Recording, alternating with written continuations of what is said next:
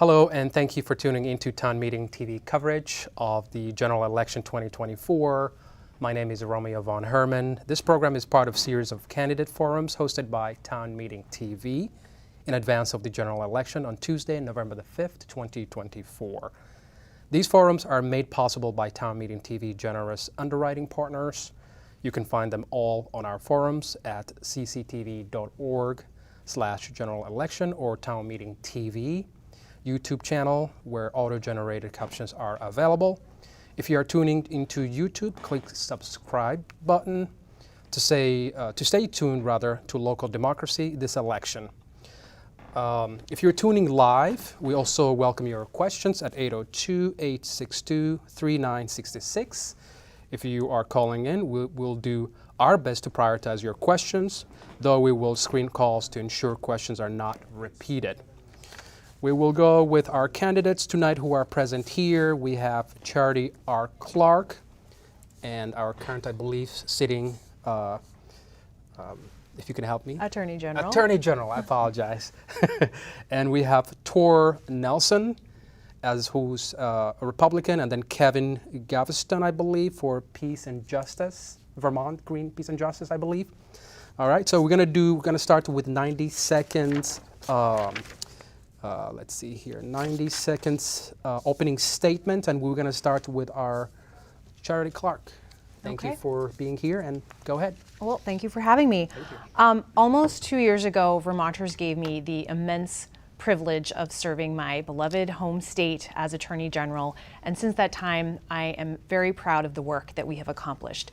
I sued the FDA to make abortions more accessible nationwide. I sued Meta for creating an addictive product in Instagram, and I furthered an investigation into TikTok for similar concerns. I sued Monsanto for contaminating Vermont's natural resources and schools with their toxic chemical PCBs.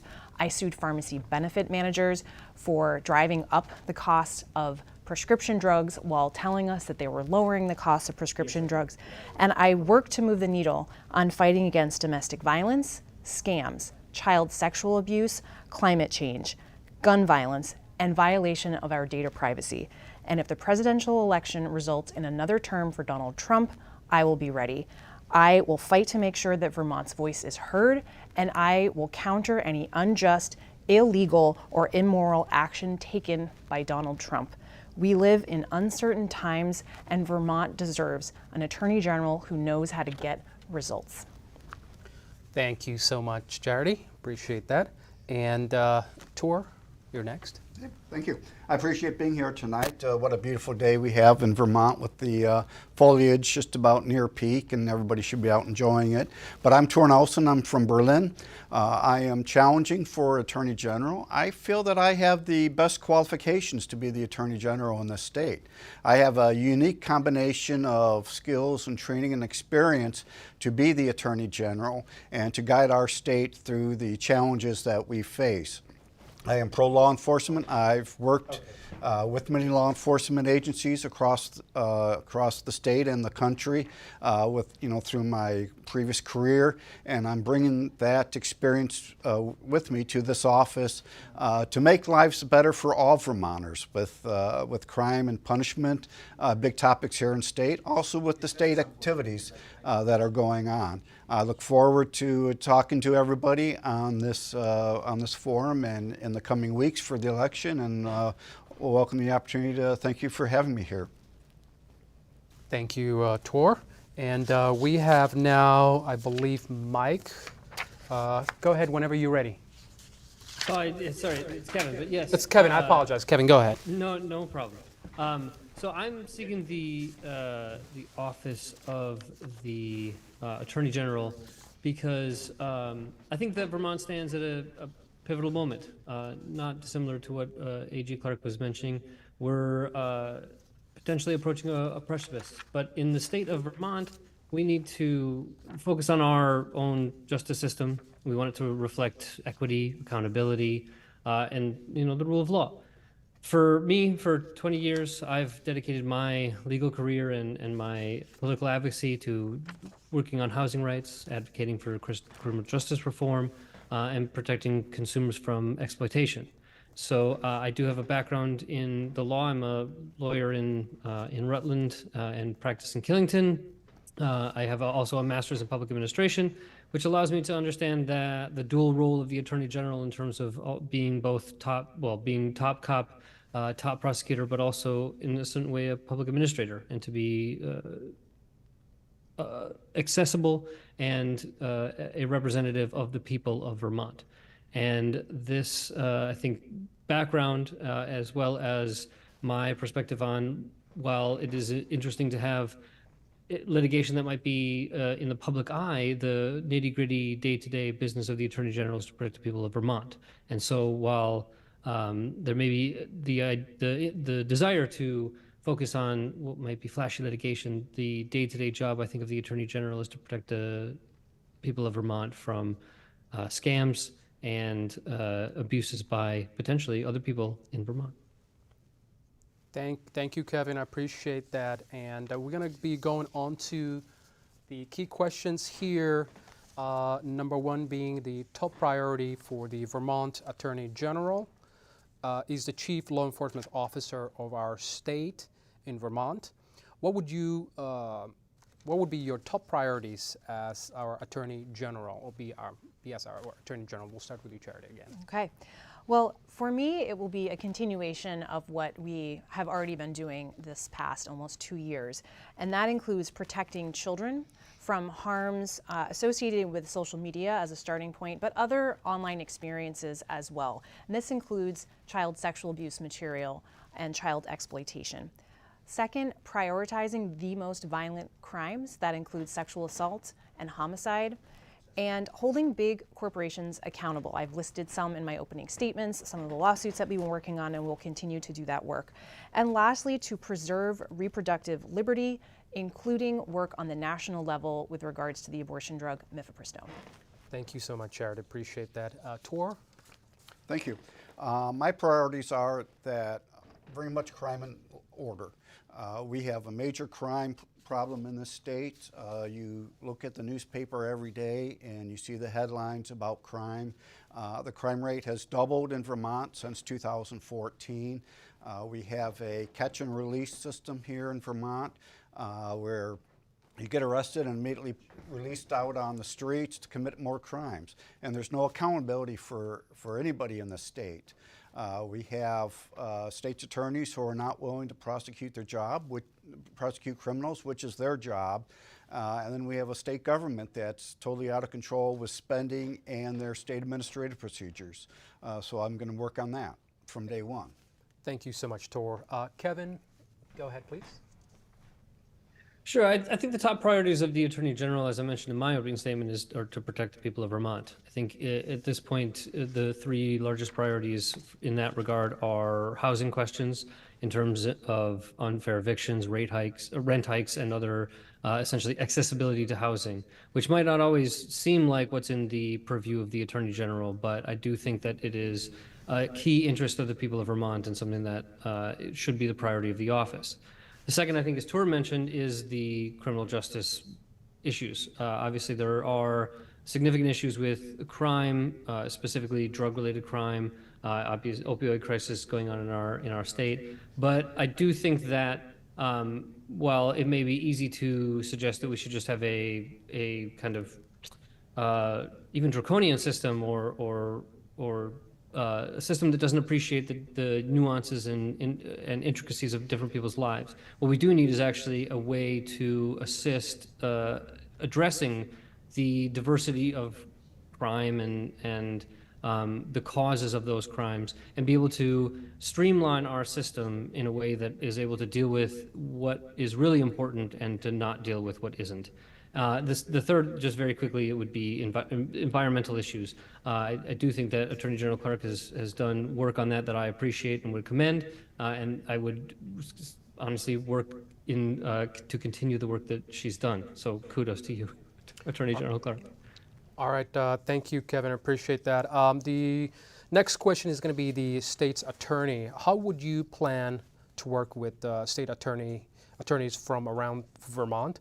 And what would you see as a state attorney general's role in partnering with state attorneys? And Kevin, we'll start with you this time again. Sure. I think that the Attorney General's relationship with state attorneys across Vermont, it's actually essential to the effective administration of justice. And as I mentioned again in my opening, administration is a key component of this. And I do think there has been, not to place the blame on any one individual person, but a kind of misadministration of our state's attorney system. And so while each county has its unique challenges, and the state's attorneys being elected officials have their own kind of interests, I do think that we need a uniform prioritization system about how we're going to deal with crimes in ways that allow us to not create the backlog that we have, not create the inequalities in justice, and to find measures that can create a more just and uniform system in terms of our prosecution of jobs, or of our crimes. Thank you, Kevin. Ture, go ahead. Okay, thank you. There's really two big issues I have with the current process. The first is we have state's attorneys who are refusing to do their job, and they're ineffective in doing their job. We have state's attorneys, especially here in Chittenden County, who refuse to prosecute certain types of cases. They flat out say, we will not prosecute certain types of cases, immediately send it to diversion. That is beyond their authority. It is not their job to decide what is and is not illegal. That is the legislature's job. And if they want that power, they should join the legislator and not being the prosecutor. Same thing, we have other prosecutors who they show up drunk to their job. That's against any lawyer's ethics around. And then based on that, they've ruined their relationship with law enforcement. So I would, from day one, expect the prosecutors, the state's attorneys, to do their job. If they're not willing to do that, then I will use the authority under the state to make that happen. Second of all, though, the Attorney General's office I like to think of as a force multiplier with the state's attorney's office. Each one has their own unique challenges that they face, their own staffing, and their own case law. I see it as the role of the Attorney General to help out those offices when they need it. It might be a specific case, or it might be general case, case backlog. Same thing with working with the U.S. Attorney's Office, and also partnering with the surrounding attorney generals in surrounding states. I like to build partnerships and make those partnerships be effective to bringing about real change. Okay. Well, thank you so much. I appreciate that, Ture. Charity, go ahead. Well, I think it's critical, as has been said, to work closely with the state's attorneys. The state's attorneys are, of course, independently elected to 4-year terms. They are responsible for public safety in their counties, but we have concurrent jurisdiction, and we try to work very closely with the state's attorneys, respecting their independence. I'm proud of the work that we have done in supporting their work. Sometimes we will take a case off their plate. For example, a homicide case, something very high level, challenging. We sometimes serve as co-counsel, and that works very well. Sometimes we're behind the scenes and no one really is seeing us, but we're there providing support. We might, actually go and be there in court to support a state's attorney. And I view them as critical partners, and if I am reelected, we will work to continue strengthening that critical relationship for public safety here in Vermont. Thank you so much, Jared. I appreciate that. This actually leads up to the next question, which is within the same realm. Court backlog. The court currently has a backlog of about 15,000 cases, which has caused significant delays in sentencing. What is the Attorney General's role in repairing our court system? And we'll start with Ture this time around. Okay, thank you. Like you said, there is a huge backlog in the criminal justice system, made worse under COVID and the court shutdown that went along with that. But this is, not just a matter of not enough state's attorneys and prosecutors in the state. It's system-wide. We need to have adequate defense counsel, Defender General's office, a huge, vital, important part of the system. We in the country, this country has some of the best in the world, best criminal justice, because we provide for that representation of the defense for free if needed. The courts themselves, the judges, the court clerks, all facing the same backlog, as well as post-sentencing, corrections, probation and parole, as well as alternative programs like diversion and restorative justice. They all need to be brought up with their staffing to be able to handle this case law, to be effective in what they do. It's not just a matter of getting these cases off the docket and resolved. It's a matter of having an effective outcome that ends up providing protection for the residents of the state. Thank you so much, Ture. And Charity, go ahead. Well, remember, the Attorney General appears before the courts, so we too have experienced the frustration of the backlog. But the judiciary is an entirely separate branch of government from where the Attorney General sits. We absolutely respect the separation of powers. We respect their independence. And while we may not play a role in supervising the judiciary or managing their caseload, we certainly share that concern, and I would support additional resources being directed to the judiciary to help address the backlog. Thank you so much, Charity. Kevin, go ahead if you can hear us. Yeah, the backlog, I think, to echo Attorney General Clark, is, and for anyone who practices in the courts in Vermont, it's a persistent frustration, even just in terms of scheduling or trying to understand when things are going to happen in the courts. 15,000 pending cases is quite astounding, and I think as Attorney General, I would take immediate steps to address it, promoting all manner of alternative dispute resolution methods, mediation, arbitration to the degree that there's any input the Attorney General really has in the civil cases. In terms of the criminal cases, it's again working with the state's attorneys to prioritize cases that really need the resources of the office. The degree to which you can add resources to those offices, great. I think we should assume that we can't. And so if we are doing that, what we need to do is to prioritize what we're actually going to work on. And that might mean, getting rid of cases that don't need the resources of the office. But I do think that that involves looking at those that are violent crimes over nonviolent crimes, public safety oriented or not, domestic cases, child welfare. It is a difficult process, and I don't think it's a simple solution. But the demands of a backlog in the way that we have, and the slowdown it has in the administration of justice, is something that should be on the top list of priorities for the Attorney General, and that would be mine if I were elected. Thank you, Kevin. I appreciate that. And our next question is bail reform. Many Vermonters have expressed concerns this election cycle about offenders being released from the jail before their court case and posing a danger to public life. Do you believe our statute around bail and condition of release should be reformed? And Charity, we'll start this with you. Mm-hmm. Well, I will save comments about restorative justice generally for a later question, but let me begin by saying I am in favor of a risk-based system. I believe that would take a constitutional amendment, which I would support if that process. And I'm definitely here for the conversation. I would just remind folks that in individual cases, the ultimate decision about a bail really sits with the judge. So that's a good thing to remember as well. Thank you, Charity. And Ture, go ahead. Thank you. We have a revolving door of justice in this state. Offenders are caught, they're charged, written a citation, and immediately released. They're on the street before the police officer's back on the street when they're done writing their reports and affidavit. I was just talking to our police chief in Berlin yesterday about this, and it undermines the integrity of the court system by having this catch and release.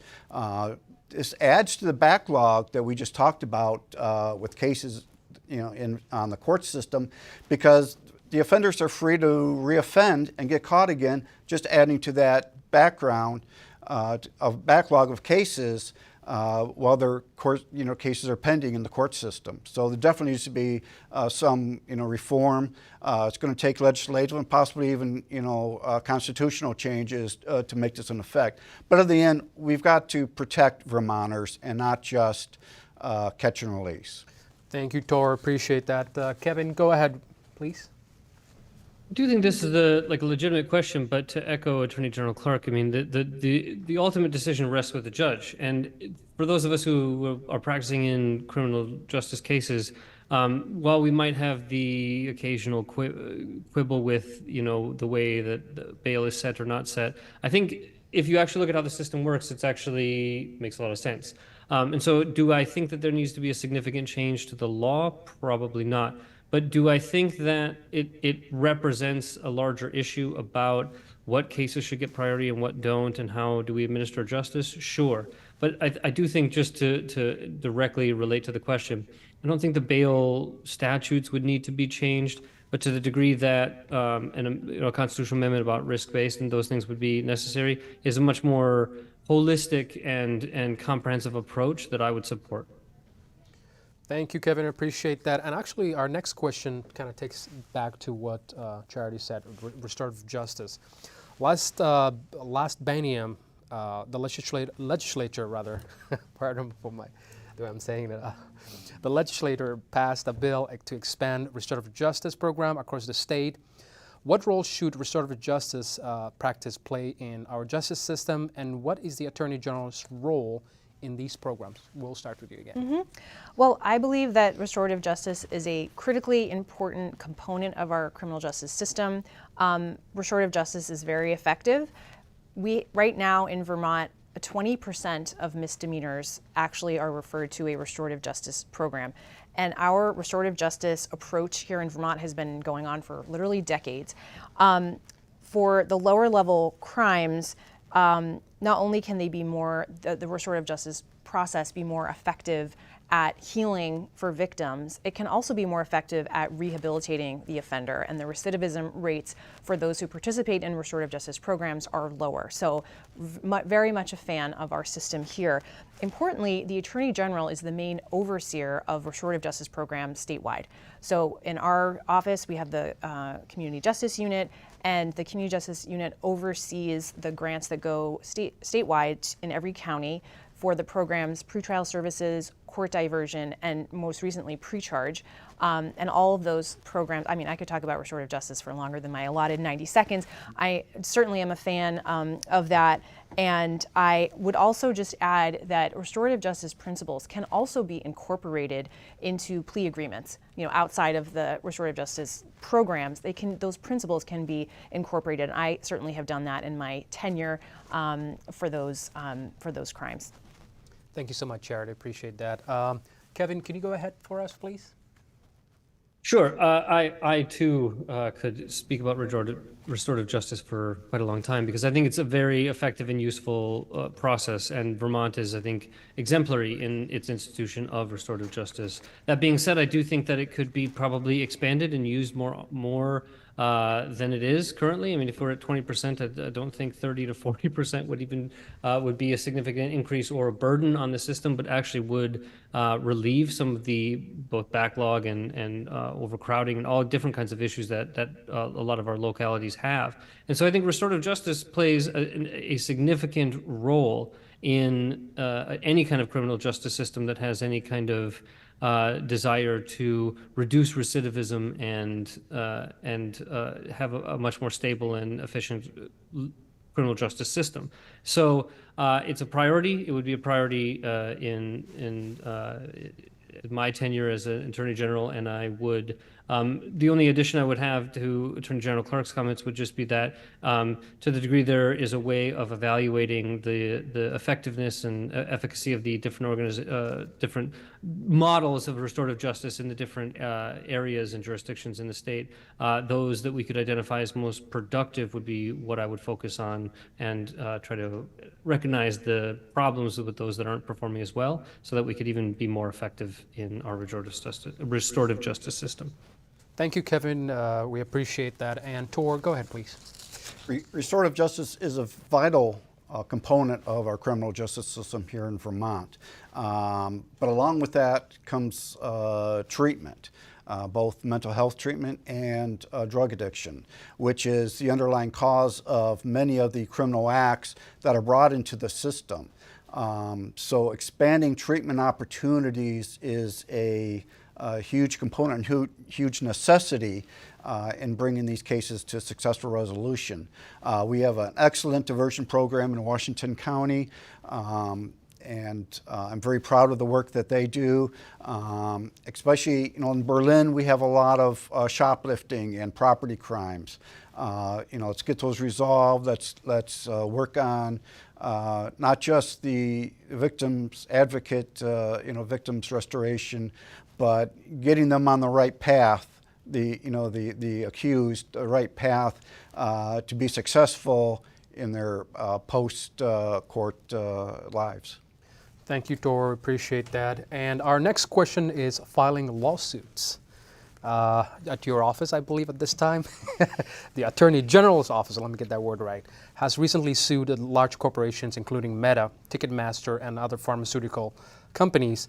How would you use the Attorney General's office to represent political and/or legal interest of the state in the coming years? Charity, go ahead.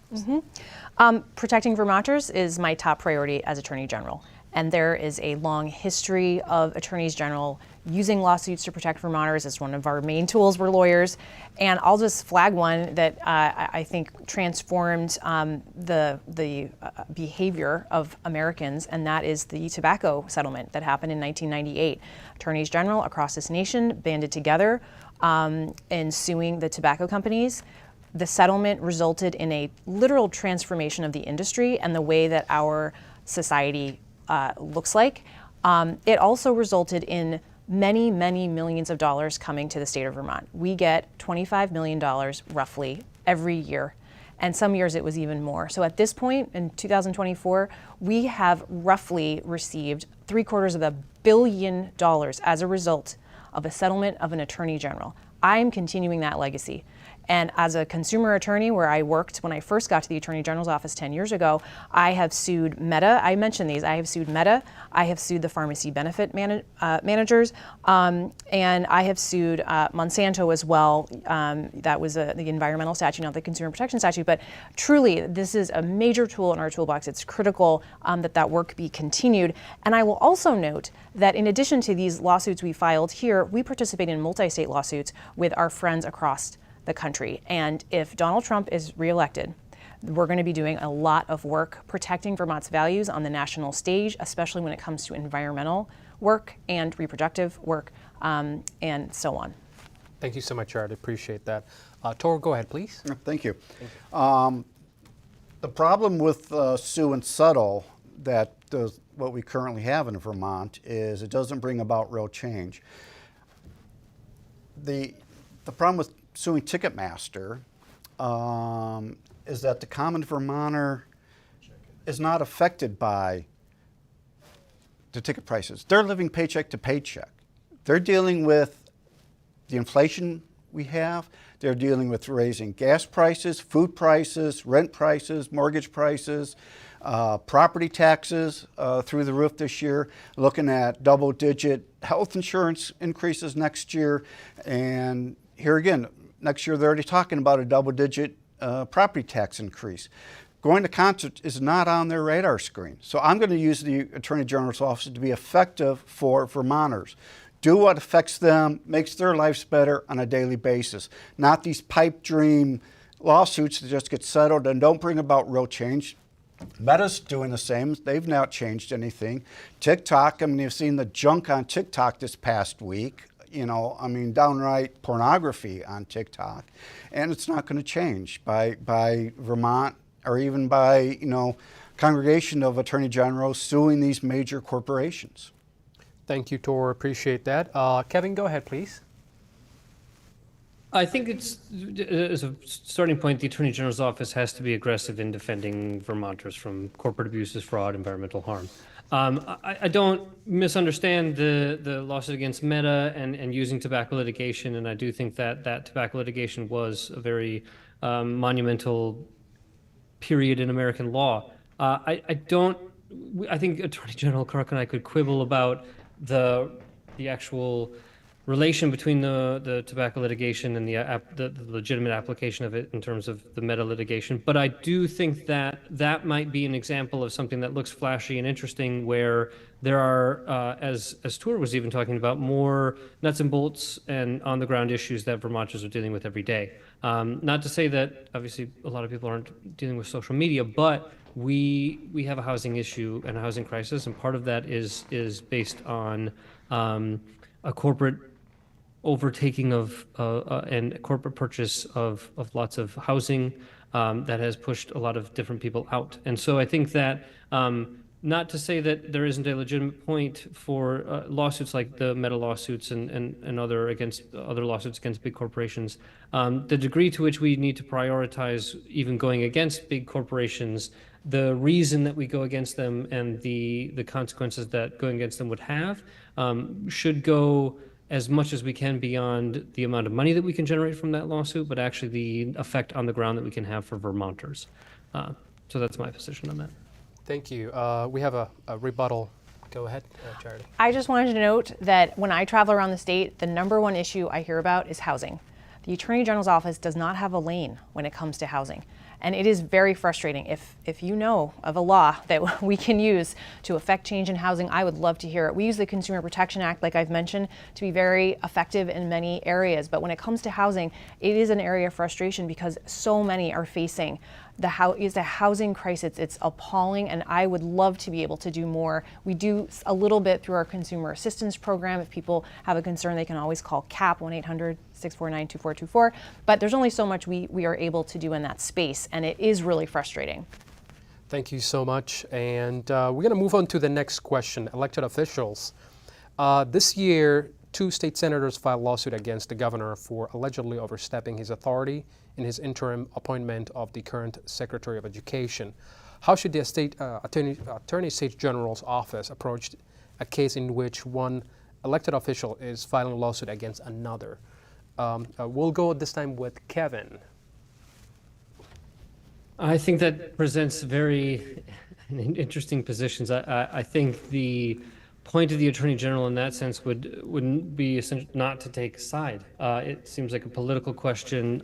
It doesn't really involve, in my view, it's not really under the purview of the Attorney General to kind of weigh in on what amounts to a political question. I think specifically on the issue of the Secretary of Education, that's really a disagreement between 2 branches of government. The Attorney General is part of one branch of government, and so to the degree, unless it was asked to defend the state's position in court as its role would demand it does, I don't think it should do much more than that. Okay. Thank you, Kevin. Appreciate that. Ture, go ahead. Thank you. The issue that we had with this case, first, how did that work out for them? I mean, it was thrown out of court very quickly. So we had some hurt feelings, and they took it to the courts, adding to this court backlog we had before. We have 3 separate branches of government, and they work good. It's a great system of checks and balances we have, and we need to preserve that, and everybody needs to stay within their realms of what they can do and should do.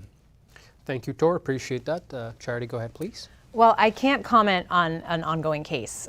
So we have a case ongoing. I know that the plaintiffs are trying to decide whether to appeal. So I can't comment specifically. But generally, in this context, I can say that the Attorney General's role is clear. It's written in statute. We have to defend the state.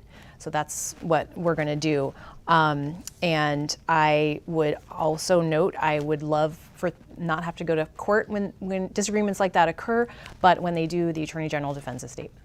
Thank you. And just for follow-up, wasn't this dismissed at the courts? Mm-hmm. But they can appeal, so they have not done. They haven't decided yet. On my Okay, I appreciate that. We're going to move on to the next question. Defending the state. An environmental group recently filed a lawsuit against the state for allegedly misrepresenting its progress on emission reduction goals. How would you approach as the Attorney General's responsibility to defend the state against lawsuits from outside groups such as this one? Charity, go ahead, please.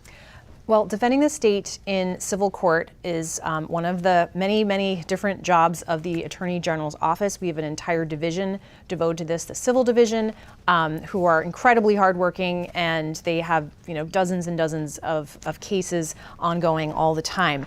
Depending on the case, this is an opportunity where we get to stand up for Vermont's values, whether it's law that we're defending, the legislature has passed. I'm thinking of the large capacity magazine ban, or we might be defending the taxpayer dollars in this context. We might be defending a decision that the state made. So lots of reasons, that motivate us to do this work. And I should say that I'm always proud to represent the state, and I have been very grateful for my background as a civil defense attorney, because it certainly has come in handy in my 2 years of being Attorney General. Thank you so much, Jared. We appreciate that. Ture, go ahead, please. Thank you. In this case, like Charity said, it would be up to the Attorney General office to defend the state, but we got to look at it broader, what this case represents and how we got to this point. The environmental laws that have been passed in the state are incredibly stupid, and they're going to be the death of the state.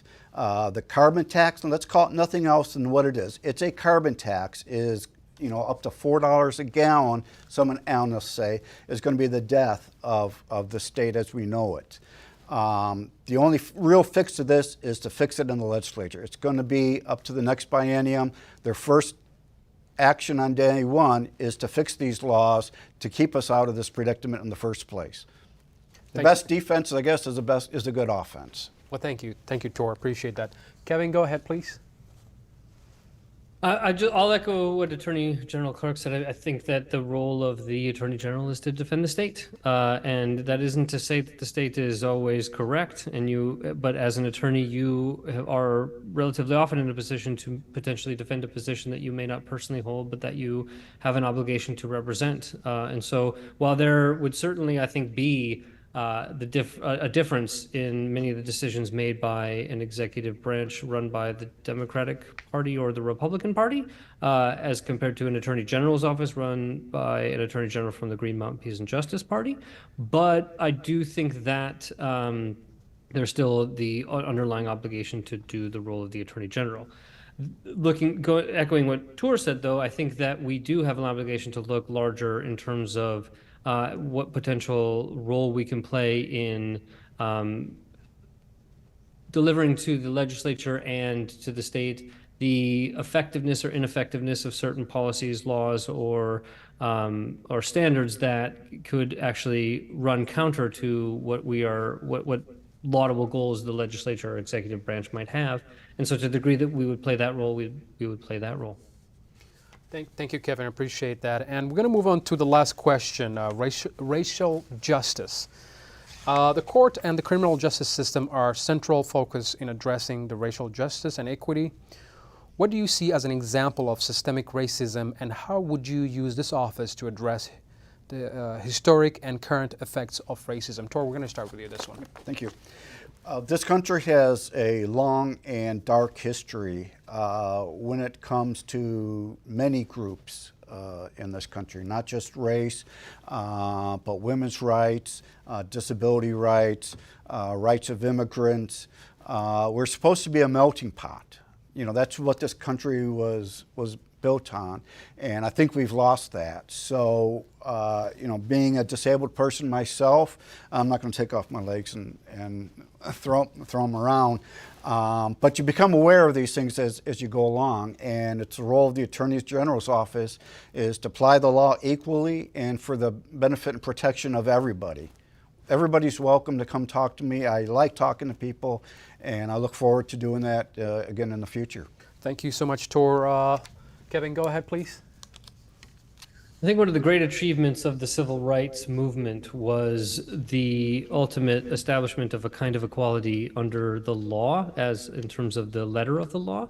But it's obviously been the case that the application of what seems like a neutral legal system is what I would consider the example of systemic racism par excellence. The misapplication, the disparate application, the the disparity in terms of the way the law as written is applied racially, I think, is almost indisputable. So to the degree that the Attorney General has a role in ensuring that the prosecution of justice is not done with a colored lens is, I think, of paramount importance to the role of an Attorney General that is fostering the social justice that my party and I think all Vermonters are really looking to foster in our state. Thank you, Kevin. We appreciate that. Charity, go ahead, please.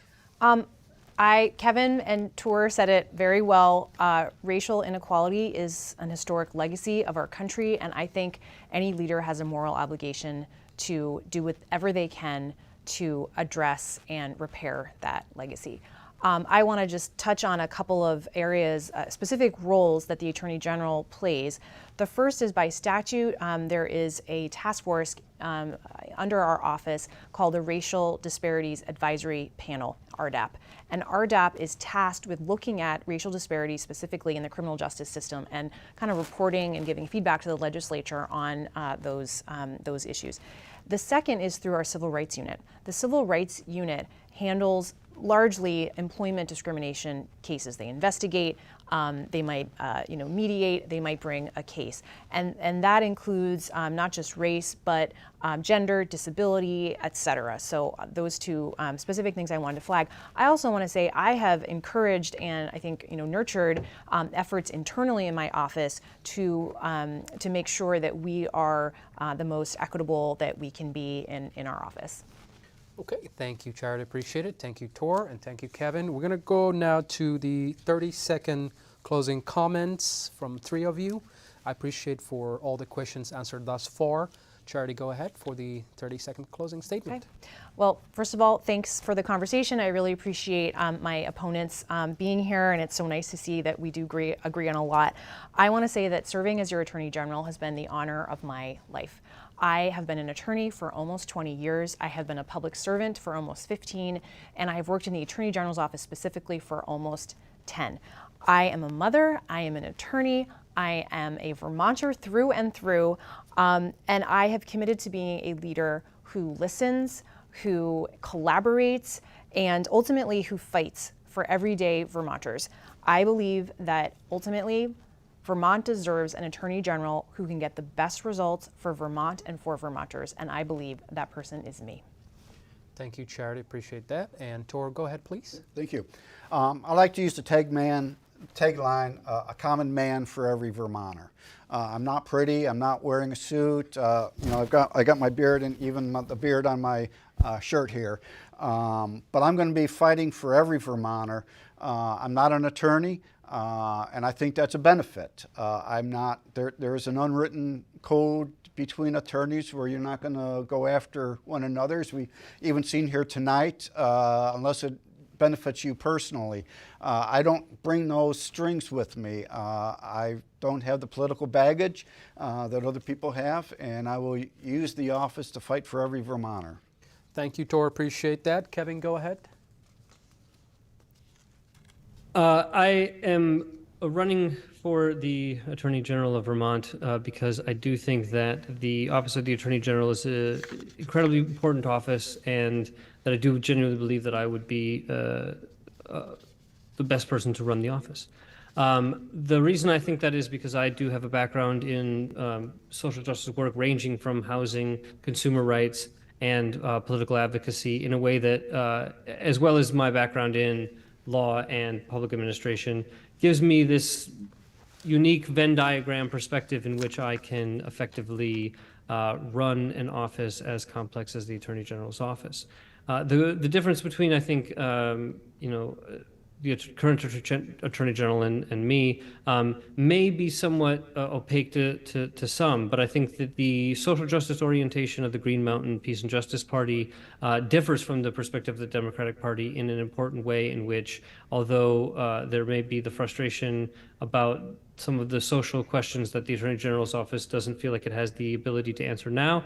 We would do all the work that we need to identify every single aspect that we could do and pull every one of those levers. And so in a way to differentiate and potentially show some of the potential conflict that Ture was looking for, there is significant daylight between Attorney General Clark and I, although our orientation, I do believe, is the same, oriented towards every Vermonter and the prosperity and justice that they all deserve. Thank you so much, Charity, Ture, and Kevin, for participating in this forum. I do really appreciate for putting up with me butchering your names. And I want to thank for everyone for tuning into this Town Meeting TV on the ongoing coverage of local candidates, local budgets, and ballot items. You can find this and many more forums like it at cctv.org/general or on Town Meeting TV YouTube channel. Don't forget to cast your ballot in the general election on or before November 5th. Tune in into Town Meeting TV results recap show at the evening at 7 p.m. or contact your local clerk to find out how to obtain a ballot and register to vote. In Vermont, you can register to vote on Election Day. Thank you for joining us and sharing Town Meeting TV, and a good night.